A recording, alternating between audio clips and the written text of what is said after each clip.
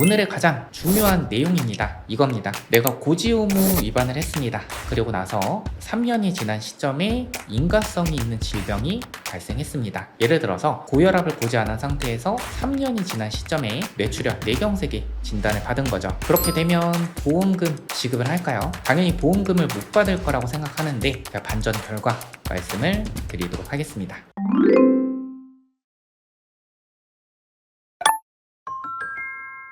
이 보험가입 고지 의무 위반하고 3년만 버티면 된다. 오늘은 이 내용에 대해서 팩트체크를 해보려고 하는데요. 오늘 영상 유튜브에 게시되면 저는 적지 않은 파장이 있을 거라 예상합니다. 오늘은 이 내용에 대해서 신뢰성 있는 자료를 충분히 검토를 했고요. 전문가의 자문도 구했습니다. 그로 인해서 이런 반전 결과를 영상을 통해서 말씀을 드리도록 하겠습니다.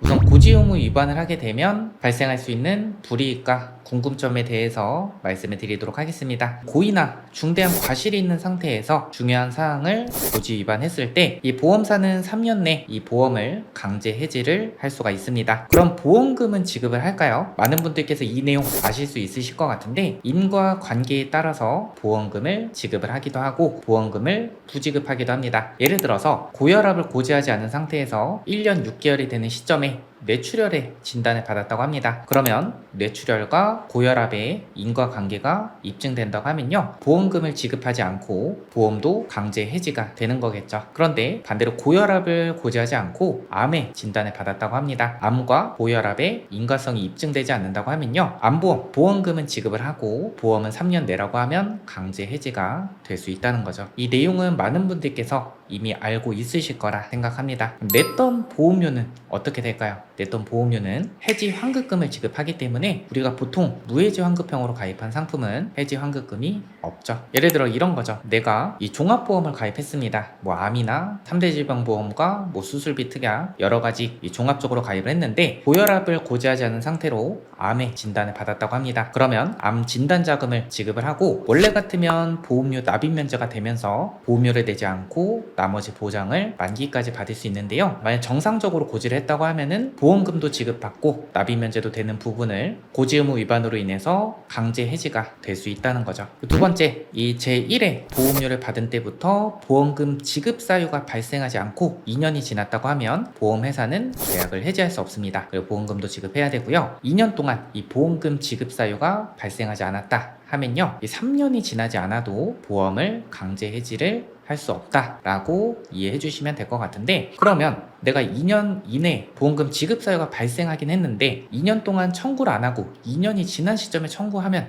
되지 않을까요? 라고 생각하시는 분도 있으실 것 같은데요. 예를 들어 이겁니다. 당뇨를 고지 안 하고 보험을 가입을 했습니다. 가입 후 1년 시점에 뇌경색의 진단 받은 거죠. 그리고 2년 3개월 시점에 보험금을 청구를 했다고 합니다. 어떤 분들은 보험 가입하고 2년 3년 동안 청구하지 말아라 이렇게 말씀하시는 분도 있으신데 이 내용 정말 중요합니다. 신의 성실의 원칙에 의해서 이 보험은 부지급, 면책이 되고요, 강제 해지가 될 수 있습니다. 왜냐면 이 보험금 청구 시점으로 판단하는 게 아니라요, 보험 사고 발생 시점으로 판단을 하고 고의로 이 해지나 보험금 부지급을 피하기 위해서 행한 행위이기 때문에 신의 성실의 원칙에 위반이 돼서 보험금을 지급받지 못하고 강제 해지까지 될 수 있습니다. 3년 후 보험금 청구하시는 것도 마찬가지입니다. 3년이 지나면 강제해지를 할 수 없으니까 이미 발생한 사고에 대해서 이런 제척기간이 지나는 3년 시점에 보험금 청구한다. 그래도 강제 해지, 보험금 부지급이 될 수 있으니까요. 이 부분 꼭 여러분들께서 염두하시기 바랍니다. 오늘의 가장 중요한 내용입니다. 이겁니다. 내가 고지 의무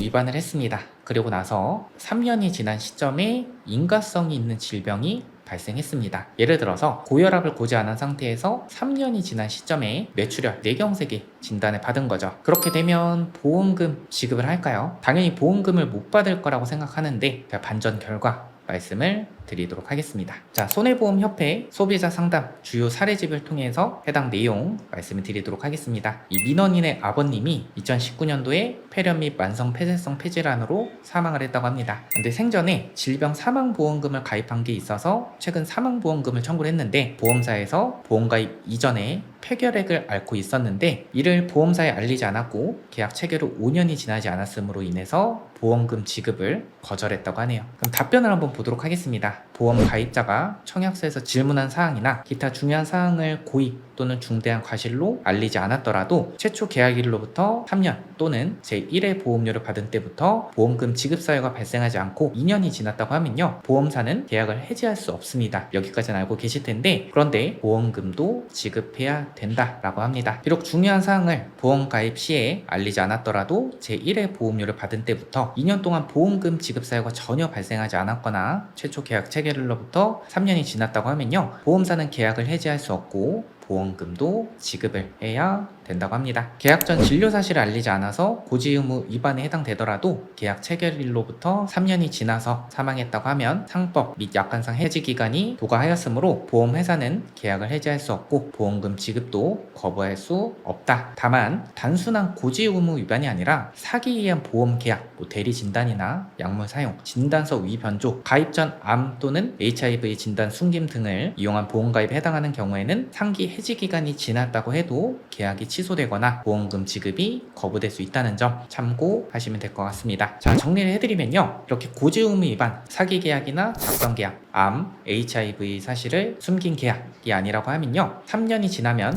인과성이 있는 질병이더라도 보험금을 지급을 해야 된다라고 해석을 하면 될 것 같습니다. 제가 실무에서 활동하고 있는 전문 손해사정사 몇 분에게 실무상 어떻게 적용되는지 자문을 구한 결과 실무상도 인과관계가 있는 질병도 3년이 지나면 보험금을 지급을 한다, 이렇게 답변을 받았습니다. 그런데 고지 의무 위반 3년만 버티면 될까요? 저는 절대 안 된다고 생각합니다. 왜냐면 사실 3년은요, 긴 시간입니다. 그리고 정상적으로 잘 가입을 했다고 하면요, 보험금 지급도 받고 이 납입 면제도 될 수 있는 상황을 고지 의무 위반으로 인해서 이렇게 큰 피해로 다가올 수 있습니다.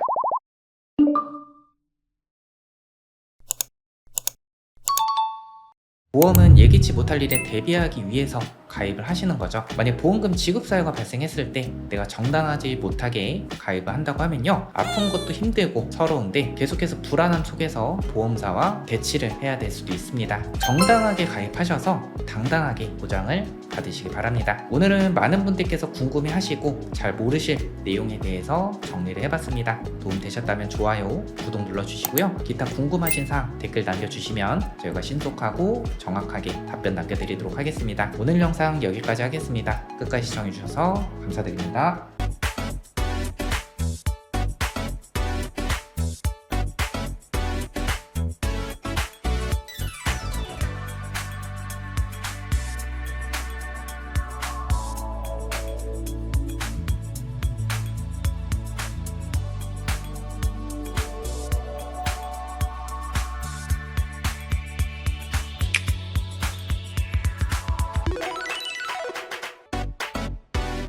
본 광고는 심의 기준을 준수하였으며 유효기간은 심의일로부터 1년입니다.